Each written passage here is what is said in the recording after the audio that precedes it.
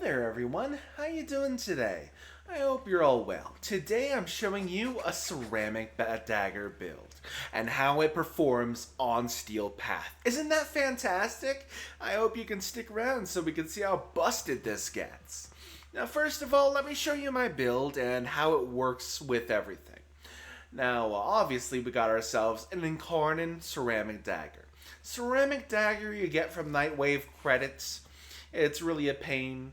Now I have galvanized steel on here, mostly for the critical chance, but the critical damage is pretty nice too, I'm gonna be honest. I've got Blood Rush for critical chance scaling. Stinging Thorn, but the other stance would work fine as well, I'd say.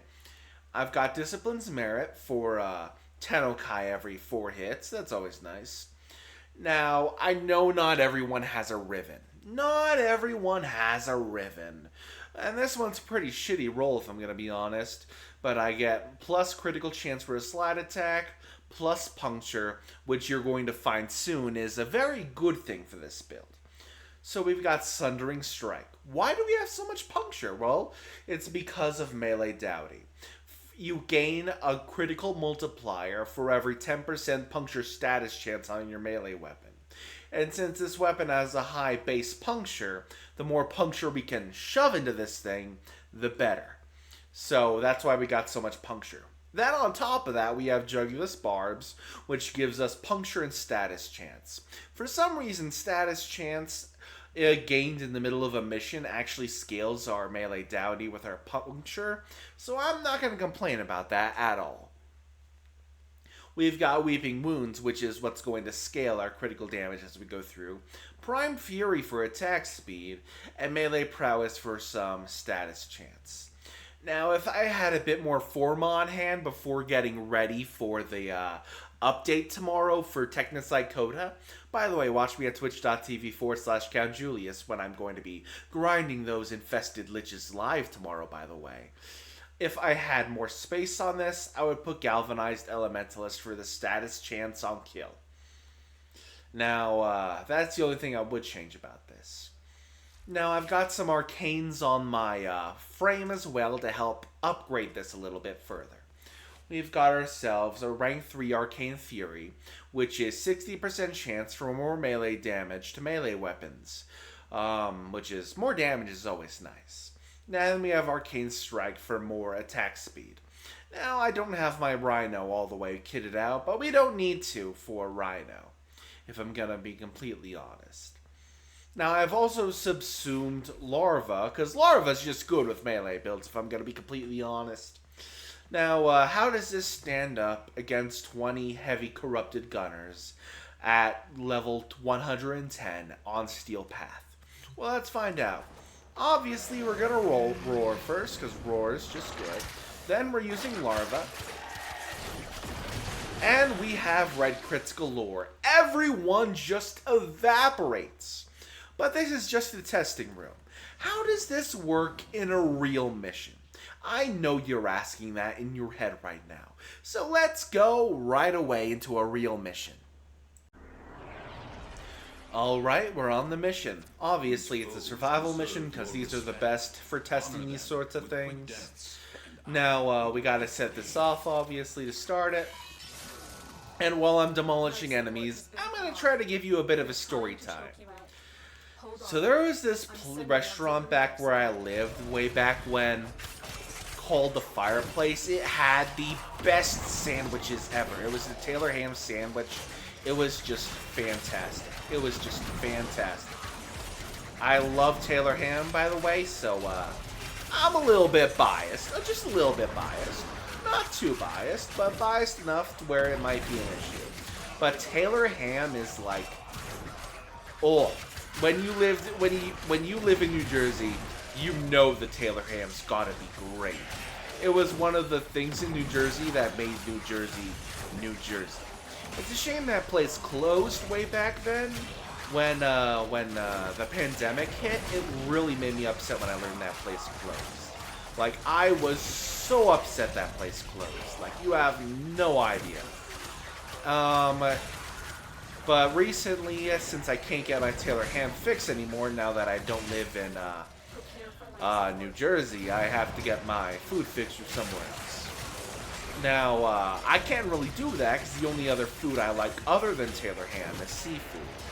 And I live in the middle of a desert. Not saying exactly which desert, because I ain't about to dox myself, but there's this place around here called Chai's Thai. It's not fantastic by any means, but I can get mussels on my pad thai, and it's absolutely fantastic. It is absolutely fantastic. I love that stuff. Now, given it's very expensive, so it's like a rare treat for me. But yeah, I will have that given any opportunity.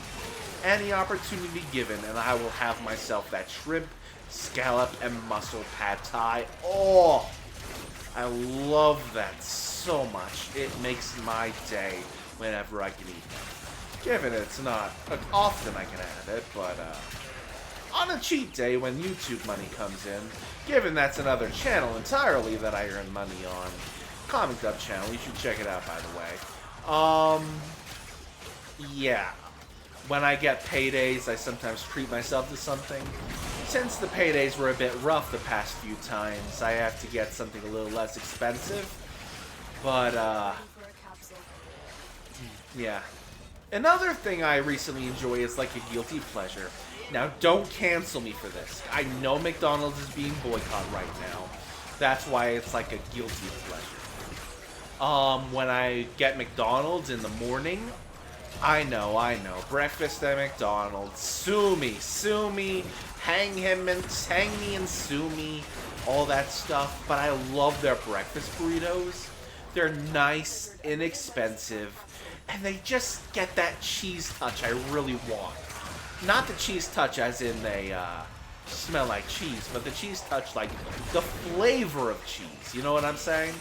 The flavor of cheese. Just, choke on my own spit, why don't I? But the flavor of cheese those burritos have is fantastic. Then obviously I can get some Dr. Pepper along with that. I may or may not be addicted to Dr. Pepper, so please don't hold that against me. I am a Dr. Pepper addict, and I'm Dr. Pepper Addicts Anonymous. You know the deal. Anyway, the enemies are definitely melting real hard. The enemies are definitely melting very hard. Hey, everyone, leave a comment with what your favorite comfort food is. Do you like seafood? Do you like chicken fried steak? Do you like mac and cheese? Ooh. That reminds me of another comfort food I have. That is, I'm able to have on a budget. It is like, I chop up a hot dog into like little pieces. Like little slices. And then I make some mac and cheese. And just stir it around. It is much better than you'd think. Obviously not good for you by any stretch of the imagination. But it's real good for the mental health. You know what I mean? It's real good for the mental health.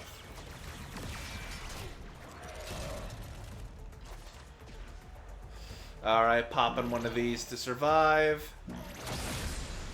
Alright. Because for some reason there aren't enough enemies being spawned to survive. I'm killing them fast enough, that's for damn sure. But, oh boy. Anyway, that's the 5-minute mark. I'm gonna head out of this area, and then we can finally do our end bit. Alright, I'm back on my orbiter. Now I can say the outro without getting my ass handed to me by, not focusing on enemies enough, you know what I mean? Thank you all for watching. I hope you all enjoyed my build video and demonstration, along with a little bit of story time. If you enjoyed, remember to like, subscribe, leave a comment down below, and check out my stream at twitch.tv/CountJulius when I'm streaming the new Warframe update tomorrow. I will see you all next time. Bye-bye!